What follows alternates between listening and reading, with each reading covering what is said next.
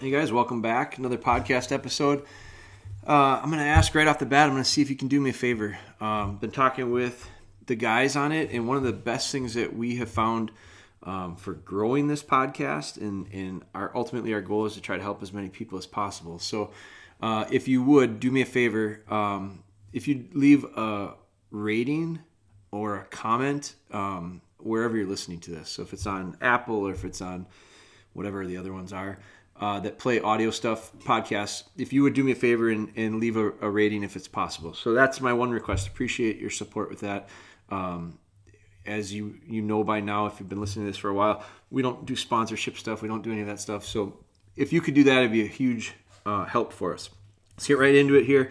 Gonna start out with this one. I've got a whole list of podcast topics that I want to touch on. We are coming into the hunting season. I'm pretty excited about it. I've got Makina in a really good spot, I think. I want to share a lot of that with you. The training on her has been really interesting.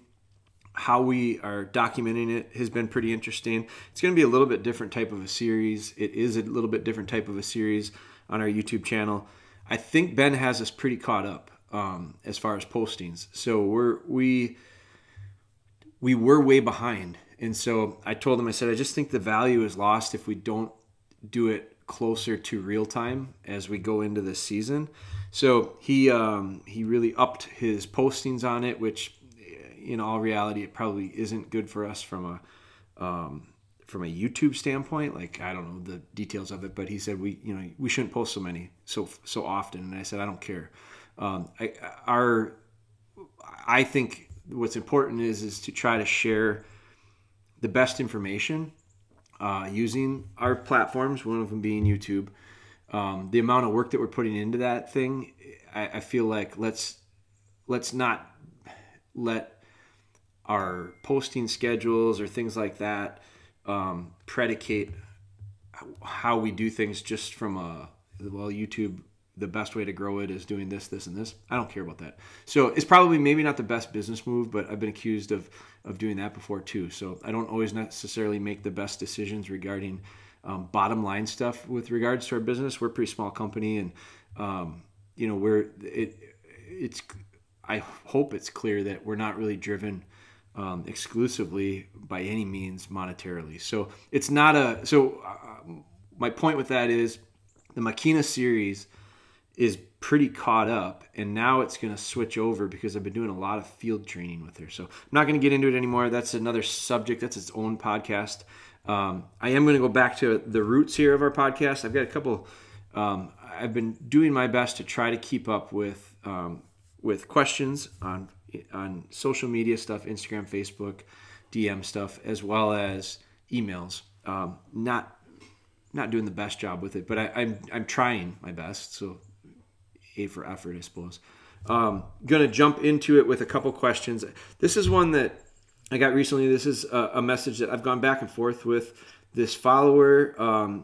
She has a couple dogs. She's got a question here.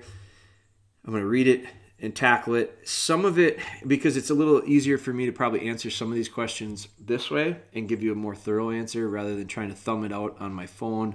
I'm not real good at that. So let's jump into it. It says, we have a 3-year-old Chesapeake Bay Retriever who loves to go hunting. Honestly, that seems to be the problem. He's a very whiny boy, and he vibrates with excitement in the blind, awaiting my partner Mitch to shoot. Along with that vibrating, he's whining, enough to drive everyone crazy. He does the same thing in the car. Like, he's so hyper-focused and overstimulated that he just can't contain it. In the vehicle, we've had to resort to a soft kennel to contain him. It does cut back on the whining, but in the blind, there's no relief. Any advice would be greatly appreciated. So I thought this was a good question because early teal season for a lot of people has started. Dove has started. So we're into the hunting seasons, and we're going to be getting into more and more of them as the fall goes on, obviously. I think that this is, you're not in, the message came from Allie. Allie, you're not in this boat alone. I think a lot of people face it. And so I wanted to touch on it because there's a couple different answers here, I think. It's, as usual, it's not a do this, this, and this, and your problems will be fixed. there's a lot of variables. So I'm going to try to touch on some of that. I think that whining and overexcitement is oftentimes, so there's two different avenues with it. Some of it's genetic. I don't know that it's not it is avoidable, I suppose, from a breeding perspective, but once that ship has sailed, there's no unringing that bell. So the puppies are born, if they genetically carry it, they carry it. And that's a tendency to whine. And so audible stuff, squeaking, peeping, whining, whatever you want to call it, it can be inherited. Can it be changed? Can it be curtailed? Can it be dampened? I think so. That brings me to the next way of, okay, culturally, I think we impact our dog's behaviors. So the idea of so what is whining? Like, I think you got to break it down. Why do they whine? Overstimulated, overexcited. There's different reasons dogs get audible and make noise. So in this scenario, in the hunting perspective, in the retrieving perspective, it's part of the reason, and I don't want to get off into the weeds too deep, but like, I just got a message from a guy that was messaging me about competing with dogs, field trial type stuff. And maybe I am getting too far off in the weeds, but one of the reasons that I'm turned off by a lot of competition stuff with dogs is I just don't like it's not so much the behavior of them when they're performing, when they're doing the things that they do, because in fact, I'm impressed by it. I think it's impressive by what dogs do in a lot of those situations. What I'm turned off by is when they're not in the hunting situations, like meaning actively engaged in a retrieve or some type of a test or whatever that they're doing, whatever you want to call it. It's when they're not that I can't stand. Like barking, whining, unsettled, instability. Like, I think it can be described. I think it can describe a lot of that behavior that I just am really turned off by. So I think that, yeah, it's a major issue, but I think part of the problem is because of how we set dogs up. And that means going back to like cultural stuff and raising of the dogs. And so I'm a believer in and I can give you examples. So genetics are very important, and some dogs are just wound a little tighter. Some dogs are much more relaxed. That's very intentional for most breedings. It's very intentional for me when it comes to selecting breeding. Like, I definitely want the dog on the calm side. I rarely see dogs that don't have enough go for their owners. And I see lots of people bring their dogs to workshops. I see lots of people message me. I see lots of people that I communicate with in the dog world. Rarely do I see it where this dog just doesn't have the go. Like, usually it's the opposite. It's usually, I don't know how to harness it. So, and that's every dog. That's not the field trial champion, master this, master that. I'm not talking like the upper end or top percentage of competing dogs. I'm talking like the average dog for most people is more than what they know what to do with. And I really believe that. So what ends up happening is, I think that we from the beginning tend to set them up to be the way they are. Like, if you look at, I just think they're products of their environment. And so pace is important with dogs, especially with dogs that may have a tendency to be a little bit more wound tight, which I do think that there is those dogs out there. There are dogs that are bred for that. They want it. It's intentional. There's some dogs that they don't want it. It's intentional.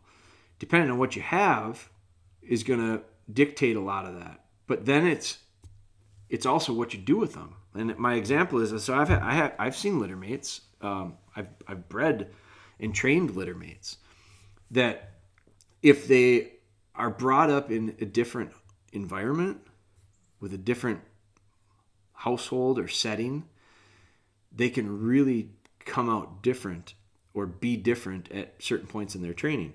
And so one of the things that I really focus on is figuring out what that dog wants to do. I just messaged with someone about this. I don't remember the exact specifics of it, but it was something about where their dog wanted to do something fast. it might have been at that waterfall expo that we did some seminars at. But anyway, I was talking with someone about it. Their dog really wanted to go fast.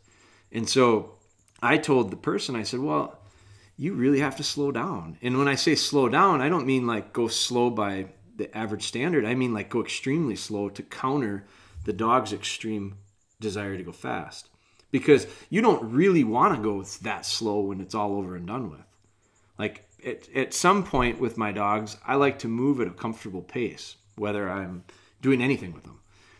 But that means in the process, if I start seeing signs where the dog is going so fast or wants to go so fast, or when I say fast, I don't mean like running. I just mean like can't think, can't focus, can't connect their mind to their feet. They're in a rush to do every single thing they do. Whether it be sitting, they sit fast. Well, then slow it down. If they want to go to the bathroom and they got to run to the door, slow them down. If they want to go, if you're going out to get the mail and they want to go, slow them down. If you're going to set up a drill and they're antsy, and I call it happy feet, they're just they gotta go. All right, we're gonna go like a snail. So I think that people have to realize that whatever it is, when I tell you to go super slow, that doesn't mean forever. That means until the behavior changes with the dog to counter the extreme fast pace, to get it somewhere in the middle, which is typically where I try to be. And so with a dog that's so excited in the blind, I think you got to look at the scenarios. So how do you train for the hunting stuff? I see so many people get ready to train for hunting season, and what they do is they take that mentality of a short session, which I think is valuable. Short sessions are good. Short sessions are good for learning specific things. But what they'll do is they'll take that mentality of a short session. You might have 15 minutes to work with the dog. So what do? You get their little kennel, you get their little blind, you get them in the blind, you get the gun out, you get your dummy launchers out, you fire a few dummies, you send the dog. I follow quite a few people on social media that I learn from. And so I watch and I learn both things that are, I think, desirable and like things that I should look at and go, ooh, I should do more of that. But I also watch people, at times I watch and I go, ooh, I do not want to do that. And one of the things that I've been seeing and this is not again, like most things, not a black and white statement, but you shouldn't watch a 30-second clip and make assumptions. Like I shouldn't do that because people do it to me all the time. And I go, well, don't take a 30-second clip out of a 30-minute seminar, out of a years and years and years of sharing different content things and think you've got me like understood, because it's not true. But so it's got to be in context. But I watch a lot of videos where folks show, and I think it's kind of a highlight reel to a point, but they'll show a dog that they really want to show, I think, some flashiness and style, and I think that they think it's cool, and I think they think other people think it's cool, and most people probably do, and I'm a little turned off by it. But it's these dogs that have such drive, so they'll fire dummies or fire launchers or have people throwing for them or whatever it is, and those dogs are about to jump out of their skin. And I see so many of them. More recently, I see them really like big on this is again going into the weeds, but using like a place board, putting a dog on a place board, and that dog is on the absolute tip of its edge, leaning out, about to come out, like it looks like it's going to jump out of its skin, and it's like flinching, and it's like, and then the person will, fake a name or say another word or whatever, and the dog flinches but doesn't come off that mat, so it looks cool for some people, and the whole time I'm sitting there watching it going, I would never send that dog. Ever. That dog wouldn't get a retrieve for me. Like I'd do that drill for sure, because it really is what it's doing. It for me is it's pointing out, boy, there's a weakness there. The dog is over anticipating everything, and literally on such, I call it like he's on two wheels. Like he's going around the corner so fast, he's about to roll over. And what ends up happening is every time, and I'm not criticizing this, I just think it's a mistake, which I want to learn from, but which I try to apply and learn from. But what happens is, what I think should happen is, when that dog gives me that behavior, it's a real red flag that says dogs should not be making retrieves. Blue does it. Blue, my little Blue, really trying to work on developing this calm, quiet, steady dog within reason, because he's only 7 months old and I'm not really formally steadying him. So I'm not asking him to be super steady, but I am definitely shaping it. And so as he gets a little jumpy, I have to recognize if it's a drill that he doesn't need to go early on, like if he were to break and go a little bit early, if it were something that I was working on that was new and I needed a little bit of him to push through, whether it be cover or extra long distance, or it's a memory of some sort, or potentially even like a blind, which we've started some very simple stuff with, I say okay with the idea of him getting a little jumpy on it and breaking. I'll let him get away with it, because that's not the point of the drill. But what I don't allow to happen is if it's a memory that he's done a million times before and he knows, and it's not super challenging, it's nothing new to him, and he is so wound tight that he can't handle himself to not be jumping out of his skin, well, then I go pick it up myself. There was drills recently where I worked with him and he just wasn't settling. He was a little antsy. I mean, and it wasn't bad. He wasn't vocalizing. He wasn't verbal. He wasn't moving. He wasn't breaking. But you could just tell his whole body was so tense and he was so like close. I just said, well, then not until you relax. And he didn't relax, so he didn't pick any. So what I think can happen is we get in these habits of setting up our drills, and our drills get going and we get excited and we have 15 minutes and we do this. And then the dog just up to the point where they're on two wheels. They're not tipping over, but they're on two wheels. And it's borderline out of control. And then all of a sudden, that becomes the habit. And if verbalization or vocalizing is allowed to happen and they still get what they want, well, it's no different. It's very similar to the idea of when I tie a puppy out. If I tie a puppy out and they bark and whine and fuss and I just get sick of it and eventually I go get them and I bring them in because I just can't stand hearing it anymore, what is it telling the dog? Well, it's telling the dog, bark and whine and fuss, I'll get to come in. So they bark and whine and fuss that much more next time.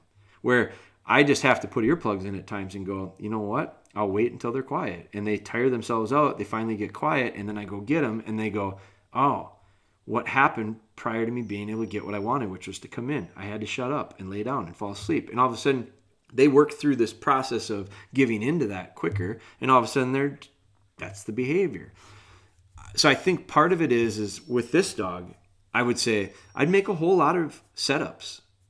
Replicating hunting type setups, blind type setups, training type setups, where the dog gets to the point where it starts to boil over and it doesn't get what it needs. So it could be some really long, boring sessions of nothing.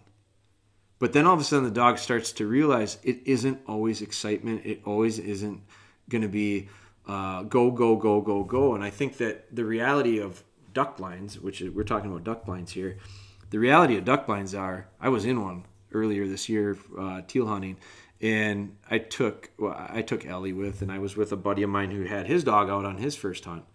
And we were in the blind for 3 hours and never fired a shot. And I never heard a peep, and I had these dogs just lay quietly, and they rested, and there were some birds that landed in the decoys, but it was before shooting time. And so they got up and they watched them because they could totally sense that we got excited. We were jacked. Well, there they are, and we're whispering and we're this and that. It was the greatest training for those two dogs because they got the real deal without the reward of like getting to go. But they got to be tested as far as, can you be quiet? Can you be patient? And in that situation, they had to be, because if they got whiny and fussy, those birds are striking. Like, it's not going to work. So I think in this situation, it's the extreme on the opposite. You have a dog that's antsy, sounds like easily excitable.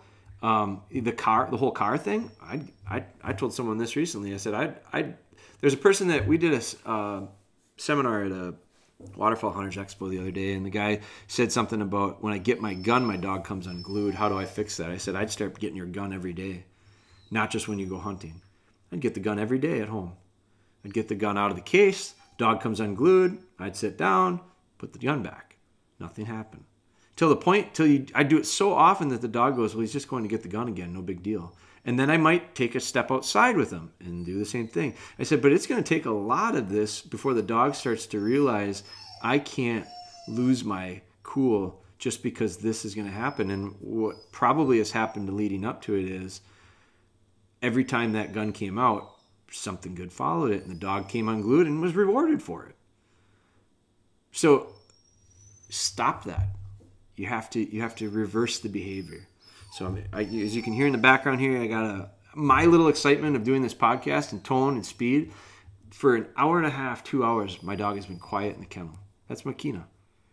And all of a sudden I get going and I get a little tempo going and I get a little pace. And what does she do?